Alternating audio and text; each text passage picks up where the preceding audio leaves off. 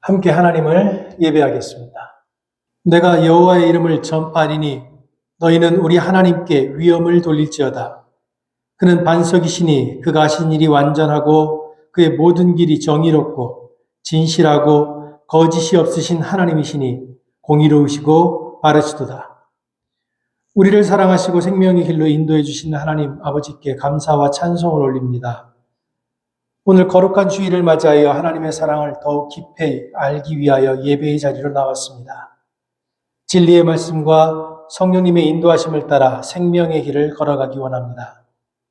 세상의 모든 걱정과 근심을 내려놓게 하시고 기쁨과 평안으로 삼위일체 하나님께만 온전히 영광을 돌리는 예배가 되게 하여 주옵소서. 예수님의 이름으로 기원하옵나이다. 아멘.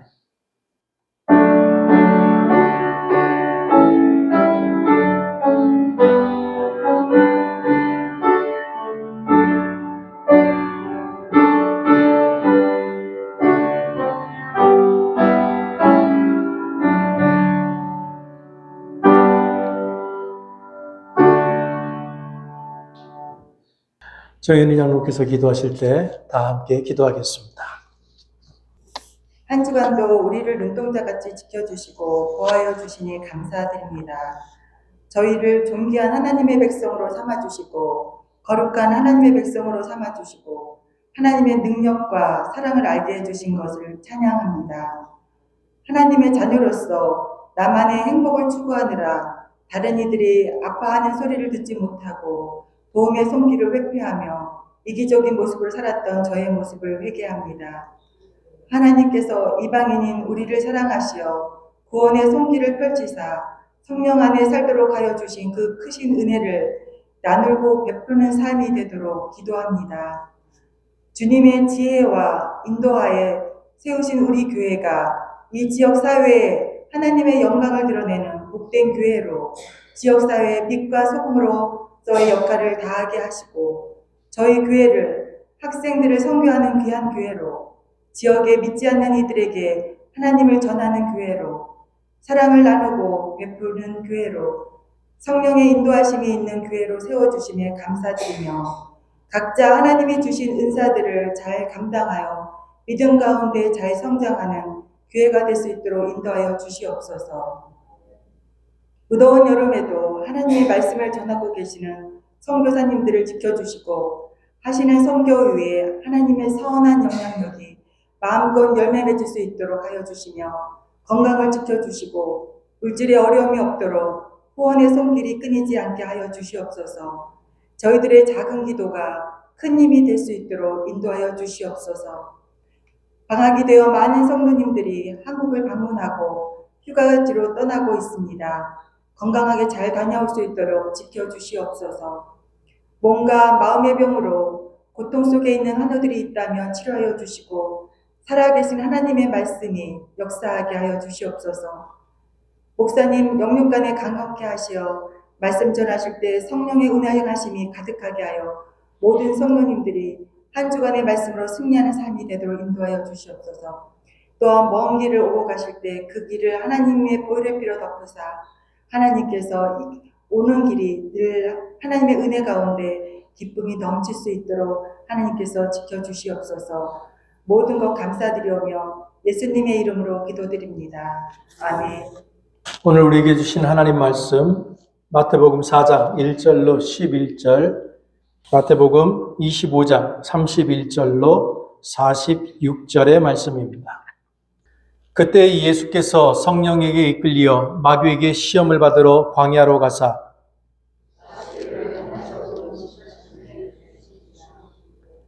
시험하는 자가 예수께 나와서 이르되 내가 만일 하나님의 아들이거든 명하여 이 돌들로 떡덩이가 되게 하라.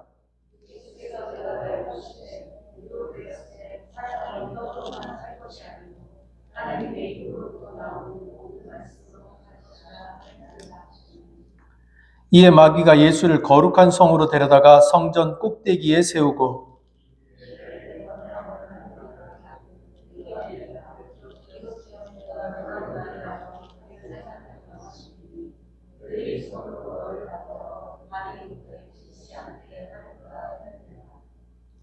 예수께서 이르시되 또 기록되었을 때 주 너의 하나님을 시험하지 말라 하였느니라 하시니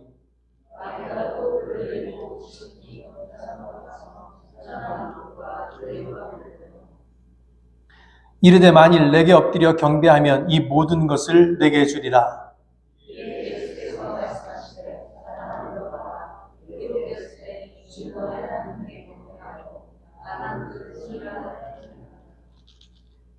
이에 마귀는 예수를 떠나고 천사들이 나와서 수종드니라.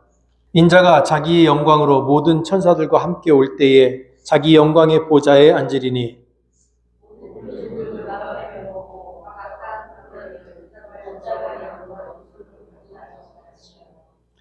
양은 그 오른편에 염소는 왼편에 두리라.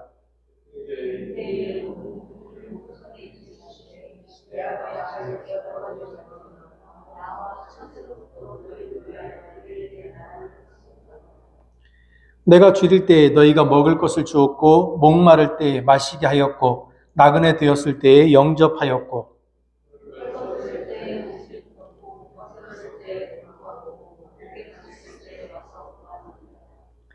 이에 의인들이 대답하여 이르되 주여 우리가 어느 때에 주께서 줄이신 것을 보고 음식을 대접하였으며 목마르신 것을 보고 마시게 하였나이까.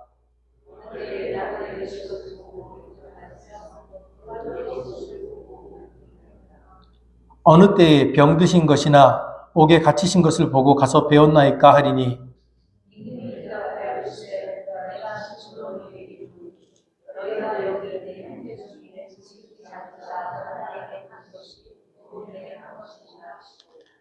또 왼편에 있는 자들에게 이르시되 저주를 받은 자들아 나를 떠나 마귀와 그 사자들을 위하여 예비된 영원한 불에 들어가라.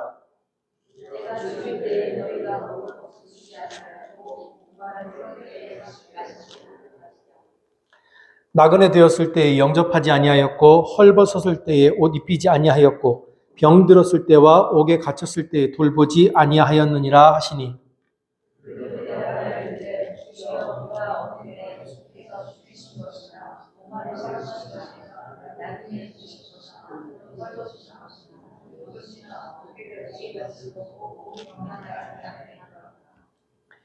이에 임금이 대답하여 이르시되 내가 진실로 너희에게 이르노니 이 지극히 작은 자 하나에게 하지 아니한 것이 곧 내게 하지 아니한 것이니라 하시리니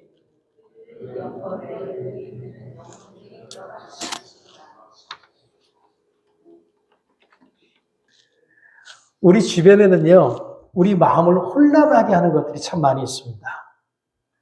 텔레비전 광고를 보면 행복한 삶이 바로 우리 코앞까지 와 있는 것 같습니다.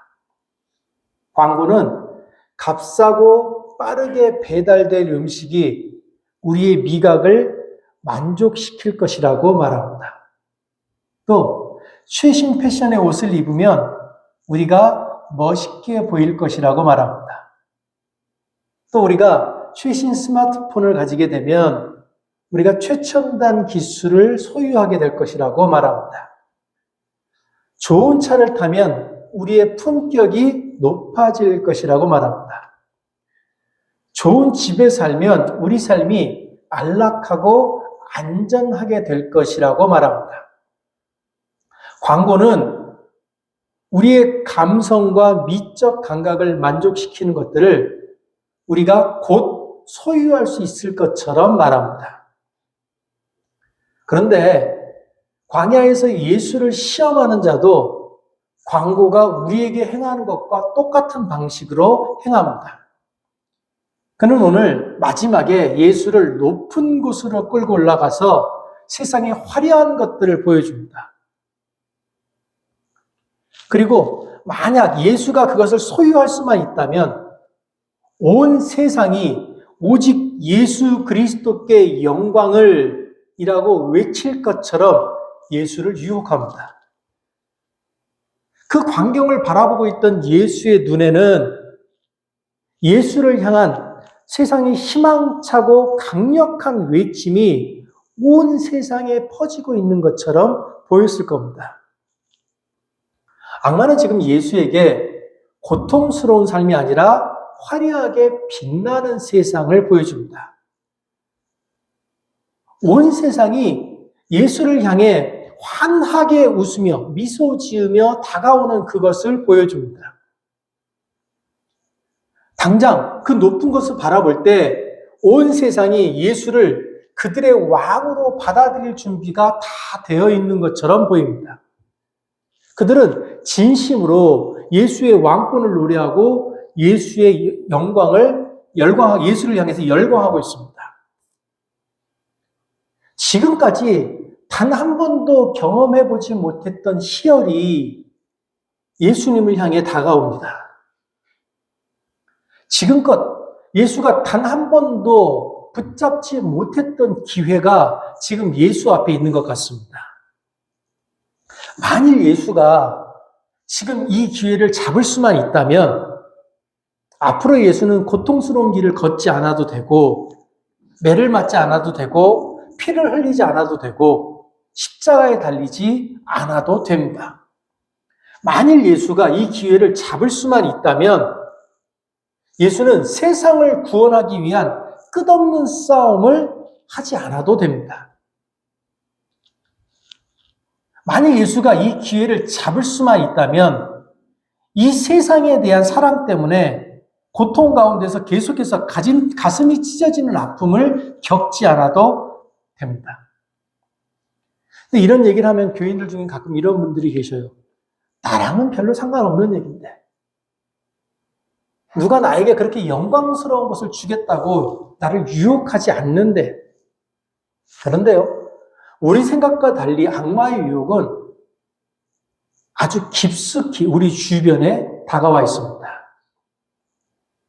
그 악마의 유혹, 그 결과로 우리는 더 많이 소유하고 더 많이 소비하면 우리 삶이 행복해질 것이라고 믿습니다. 그래서 우리는 더 많이 소유하고 더 많이 소비하기 위해서 분초를 아끼며 살아가는 겁니다. 그러나 불행하게도 우리 대부분의 수입은 우리가 바라는 행복을 구매할 수 있을 정도로 충분하지 못합니다. 우리의 소유는 우리가 원하는 행복에 비해서 언제나 모자랍니다. 그래서 우리는 부모에게 넉넉한 유산을 받은 사람들을 부러워합니다. 주식이든 부동산이든 대박나서 돈벼락 한번 맞아봤으면 좋겠다라는 생각을 하면서 우리의 인생을 낭비합니다.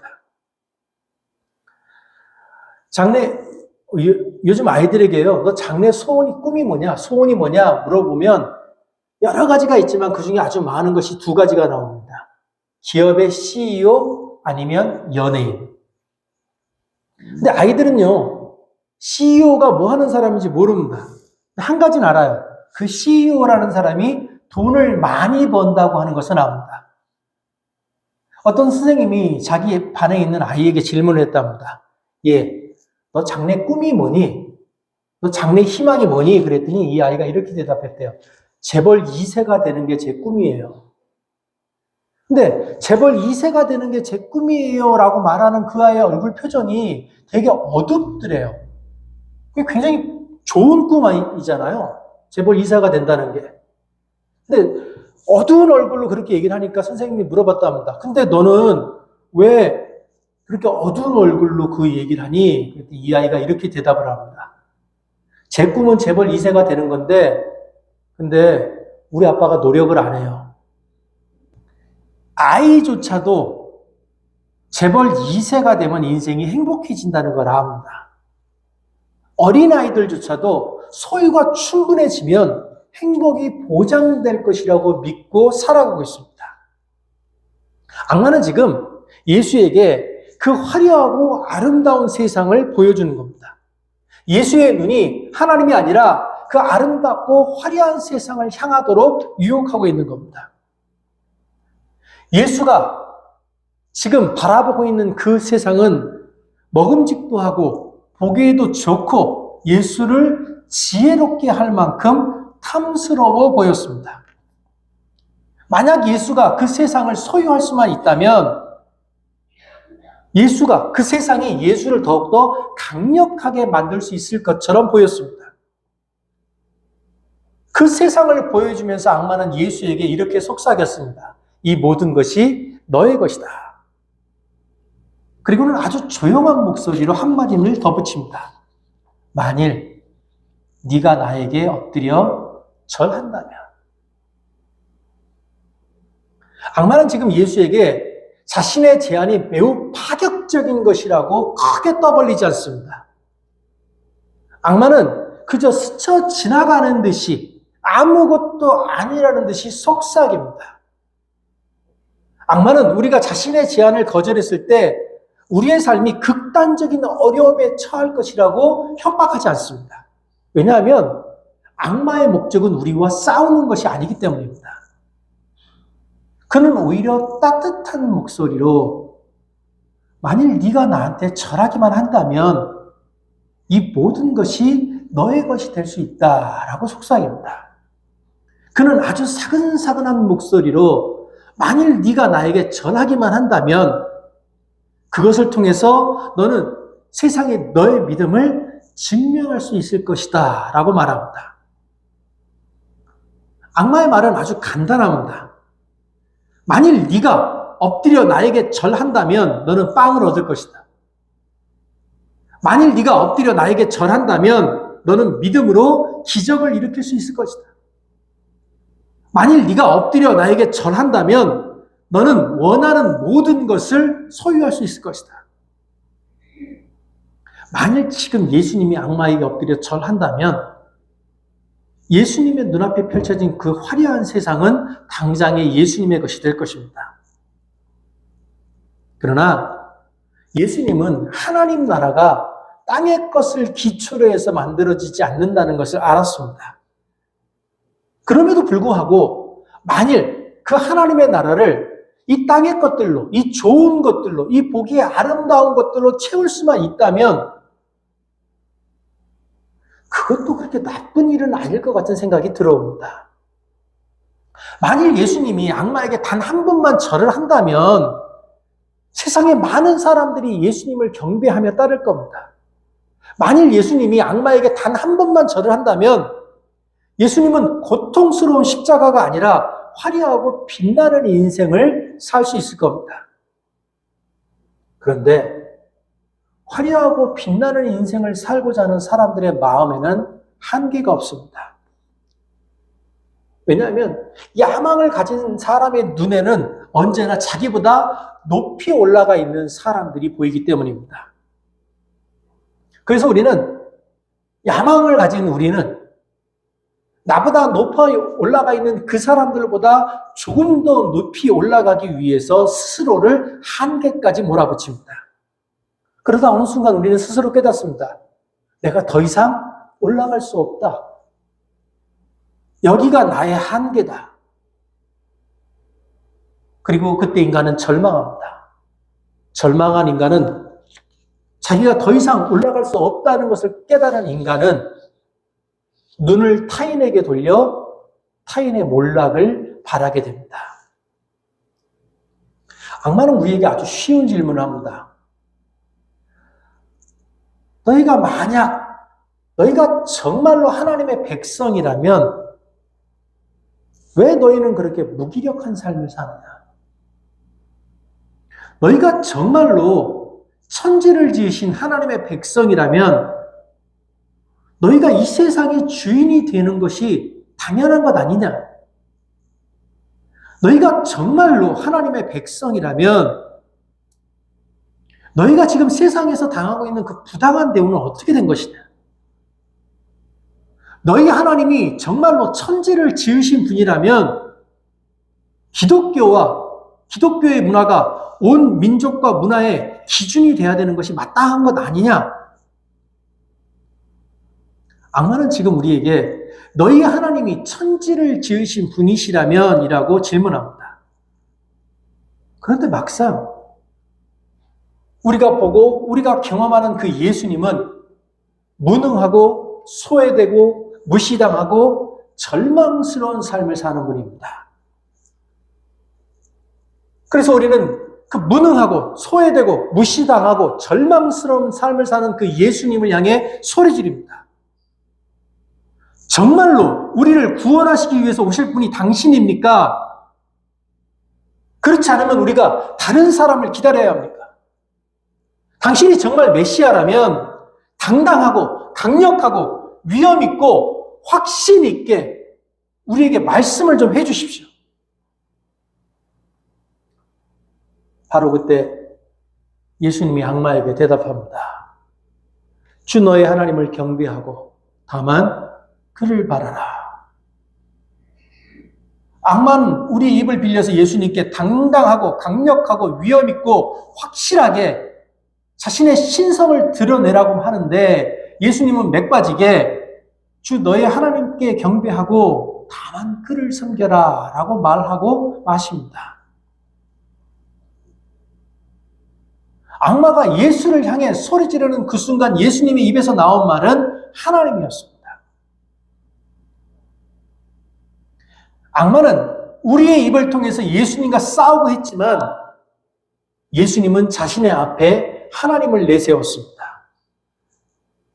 악마는 예수를 공격한다고 생각했고 우리를 공격한다고 생각했지만 정작 그가 공격한 것은 하나님의 몸, 그리스도의 몸인 교회였습니다. 악마는 예수님과 우리와 혈과 육의 싸움을 하고자 했지만 그 싸움은 실상 악마와 하나님 사이의 영적 전쟁이었던 겁니다. 악마는 예수와 싸웠고 우리와 싸우려고 했지만 전장에 나타난 것은 하나님이었습니다. 왜냐하면 이 전쟁은 우리에게 속한 것이 아니고 하나님께 속한 것이기 때문입니다. 하나님이 인간이 되어 우리와 함께 하셨습니다. 인간이 되신 예수님은 우리와 함께 우리의 형제이자 우리의 동료로서 악의 세력에게 공격당합니다. 예수님은 십자가에서 저항도 없이 원망도 없이 원수들에게 자기를 내어주시고 침뱉음을 당하시고 죽임을 당하셨습니다. 예수님은 광야에서 자기가 취할 수 있었던 모든 권세와 왕국을 거절하셨습니다. 예수님은 그렇게 끝까지 죽는 순간까지 가난한 자로 아무런 무기도 없는 사람으로 살았습니다. 이런 예수님의 삶은 우리의 사명이 무엇인지 우리에게 보여줍니다. 예수님의 사명은 하나님의 사랑을 보여주는 것이 아니라 그 사랑을 가져와 그것이 그분의 몸에서 삶으로 드러나게 하는 것이었습니다. 예수님이 자기를 낮추시고 우리를 찾아오심으로 구원이 일어났습니다. 예수님이 하나님과 우리의 사이에 벌어진 어둠의 절벽 속으로 들어오심으로 구원이 일어났습니다. 예수님이 인간의 몸으로 나타나 우리와 같은 대열에 서시고 우리와 똑같이 시험을 받으시고 우리와 함께 그리고 우리를 대신해서 악한 세력을 견뎌내심으로 우리에게 구원이 일어났습니다. 예수님이 우리의 외로움을 자기 어깨에 짊어지고 우리의 죽음을 대신 죽으시고 우리의 두려움을 남김없이 맛보시고 우리의 갇힘을 견디시고 스스로 잡히심으로 구원이 일어났습니다. 예수님이 그토록 무기력하게 십자가에 달린 것은 우리를 향한 예수님의 사랑을 우리와 한 형제, 자매라는 증거임을 예수님이 인간이 되셨다는 증거임을 드러내는 겁니다. 하나님은 우리를 위해서 스스로를 우리에게 내어주셨습니다. 삼위이신 하나님의 사랑 안에서 하나님이 서로에게 서로를 내어주심으로 하나가 되었던 것처럼 하나님이 사랑 안에서 스스로를 내어주심으로 우리와 하나가 되었던 겁니다. 우리가 하나님을 이해하지 못하기 때문에 우리가 하나님을 진심으로 사랑하지 못하기 때문에 하나님은 우리를 위해서 죽으셔야만 했습니다. 우리가 하나님을 사랑하지 않고 우리가 하나님을 진심으로 따르지 않기 때문에 하나님은 십자가를 통해서 우리를 향한 하나님의 변함없는 사랑을 증명하셔야만 했습니다. 결국 하나님은 우리 때문에 죽어야만 했던 것입니다. 그래서 우리는 이 십자가를 통해 진실에 직면하게 되는 겁니다. 그 진실은 우리는 하나님을 사랑하지 않는다는 것입니다. 그 진실은 우리는 하나님을 진심으로 따르지 않는다는 것입니다. 십자가를 통해 드러난 그 진실은 우리는 언제나 악의 유혹에 너무 쉽게 무너진다는 것입니다. 그래서 하나님이 죽어야만 했던 것입니다. 이것이 복음의 신비입니다. 이것이 스스로 십자가에 달린 무능한 하나님의 사랑입니다. 이 무능한 하나님의 사랑을 기독교는 우리는 은혜라고 부릅니다. 우리의 죄로 인해서 멀어졌던 하나님이 인간에게 오셔서 자신을 인간을 위해 내어주신 그 사건을 은혜라고 하는 겁니다. 그분이 우리를 위해서 형제로, 시험당하는 자로, 십자가에 달린 자로, 무능한 전능자로 우리와 함께 사셨습니다. 우리를 구원하시는 하나님의 은혜는 권능이 아니라 무능한 전능자의 모습으로 우리에게 나타나셨습니다. 하나님의 은혜는 영광이 아니라 십자가로, 지진이나 불의 모습이 아니라 고요하게 스치고 지나가는 바람으로, 보이는 것이 아니라 믿는 것으로, 공공연한 증명이 아니라 믿음으로 우리 앞에 나타나는 겁니다. 그럼에도 불구하고 우리는 하나님이 우리의 기도를 듣지 않는다고 투덜댑니다. 우리는 도대체 하나님이 어디에 계시냐고 묻습니다. 그럼에도 불구하고 우리는 하나님을 만날 수 없습니다. 우리는 영광을 기대했는데 우리 눈에 보이는 것은 십자가와 비참함입니다. 우리는 하나님이 분명 우리 인생에 대해서 계획을 가지고 있을 것이라고 생각합니다. 그러나 우리가 하나님을 통해서 만나는 세상에는 박해받는 자들, 헐벗은 자들, 벌거벗은 자들, 굶주린 자들, 목마른 자들, 십자가에 못 박히는 자들, 불에 태워지는 자들만 가득합니다. 우리는 이 부조리한 세상을 바라보면서 하나님께 질문합니다. 하나님, 왜 세상에 이렇게 많은 고통이 있습니까? 왜 이 세상은 이토록 부조리합니까? 하나님 정말 우리를 사랑하십니까? 하나님 정말 이 세상을 사랑하십니까? 우리는 정말 고통스러운 심정으로 하나님께 질문합니다. 정말 고통스러운 심정으로 하나님께 질문하고 우리는 간절하게 하나님의 대답을 기다립니다. 그럼에도 하나님은 우리가 원하는 방식으로 우리에게 대답하지 않습니다.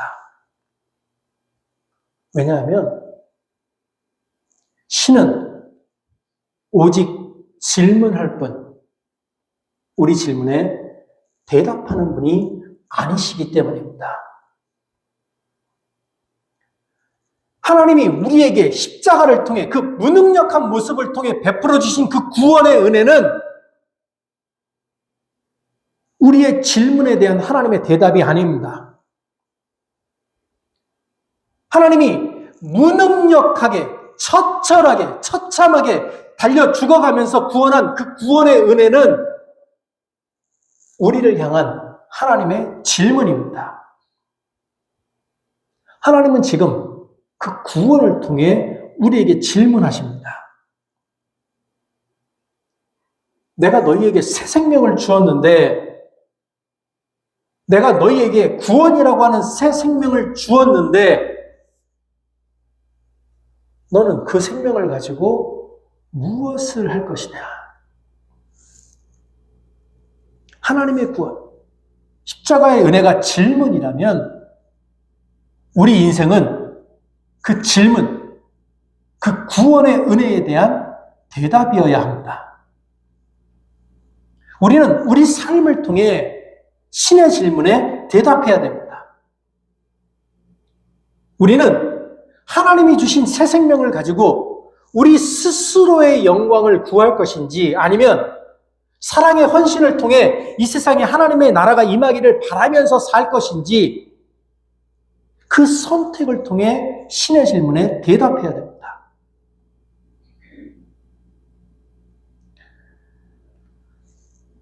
우리가 살아가는 삶의 모든 것이 하나님의 질문에 대한 우리의 대답이 될 것입니다. 기도하겠습니다.